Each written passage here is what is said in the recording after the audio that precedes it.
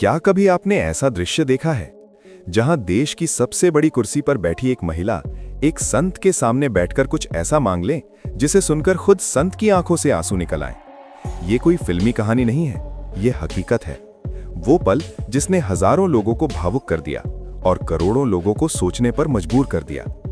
आज हम आपको लेकर चलेंगे उसी भावनात्मक और आध्यात्मिक घटना के बीच जहां द्रौपदी मुर्मू और प्रेमानंद महाराज के बीच हुई मुलाकात ने इतिहास जैसा असर छोड़ दिया। वृंदावन, एक ऐसा स्थान जहां हर गली में भक्ति बसती है, हर हवा के झोंके में राधे राधे की गूंज सुनाई देती है। लेकिन उस दिन की सुबह कुछ अलग थी। हवा में एक अजीब सी उत्सुकता थी। मंदिरों की घंटियां भी जैसे किसी खास पल का इंतजार कर रही थीं। हर किसी की नजरें एक ही रास्ते पर टिकी थीं, क्योंकि आने वाली थी देश की राष्ट्रपति।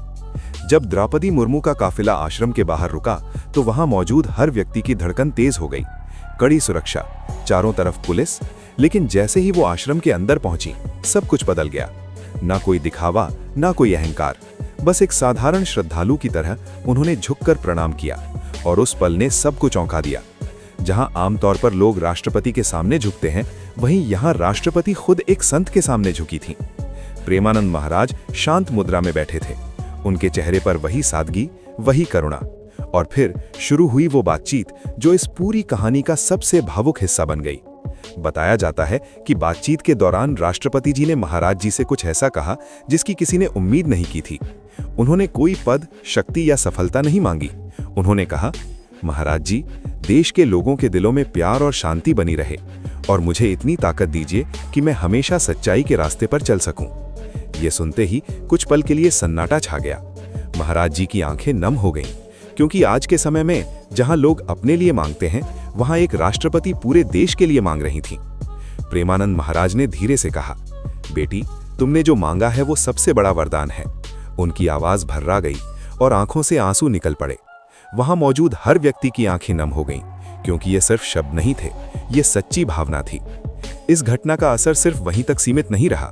हजारों युवाओं ने जब ये दृश्य देखा तो उनकी सोच बदलने लगी।